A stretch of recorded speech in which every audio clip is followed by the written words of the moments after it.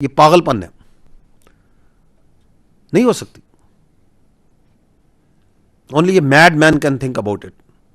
करना है तो हमारे रिजॉल्व में और हमारे हौसले में और हमारे अज़्म में कोई शक नहीं होना चाहिए, क्योंकि हमें मुकम्मल यकीन है ना सिर्फ अपने आप पे, अपने मुल्क की तकदीर पे, the consequent country of that Pakistan is, हमें अल्लाह पे सबसे बढ़ के यकीन है।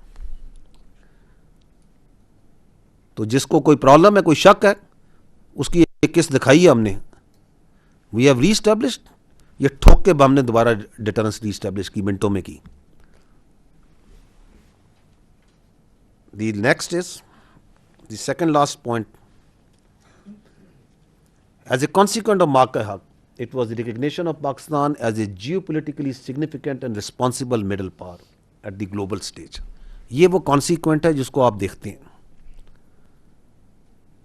The politico-military leadership, the politico-military diplomacy, the outreach, वकार, इज्जत, role, which is strategic consequences of that Mark-e-Haq. And the last but the most important point, which is the consequent, it is the unshakable synergy between people, the government and the armed forces of Pakistan, which we call the Banyanu Marsoos effect. Alhamdulillah. ये मुल्क, इसकी फौज, इसकी leadership और सबसे बढ़कर इसकी आवाम एक है, मुत्तहिद है। ये शक था कईयों को अंदर से भी और बहुतों को बाहर से भी। कैसे इकट्ठे हुए थे? बच्चे से लेके बुजुर्ग तक, गरीब से लेके अमीर तक, कश्मीरी से लेके गवादर तक, हर जगह पे कैसे इकट्ठे हुए थे? So that Banyanu Marsoos effect goes on. It's further, it is not lingering on. It is consolidating itself every day.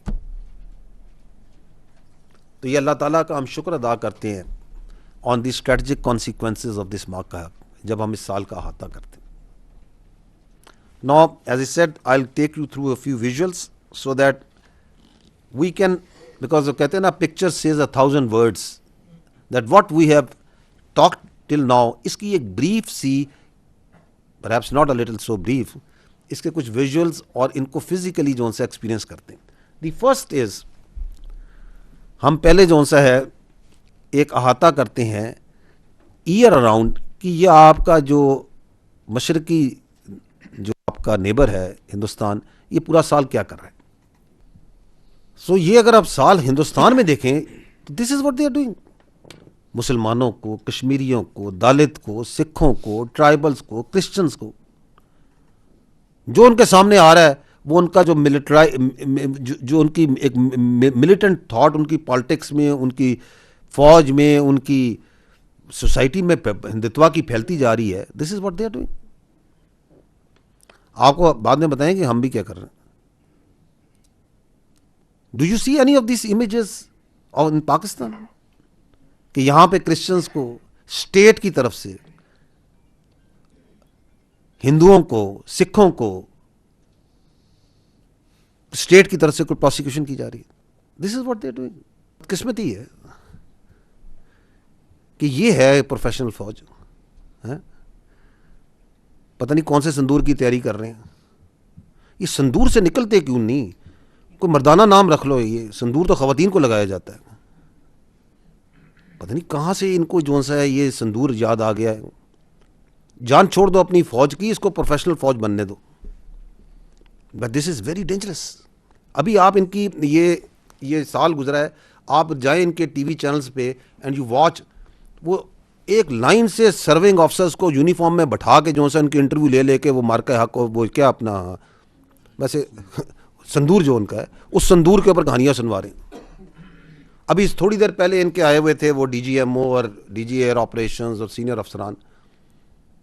पहली बात तो ये कि यार तुम्हें किसने कहा कि अंग्रेजी में बातचीत कर रहे हो,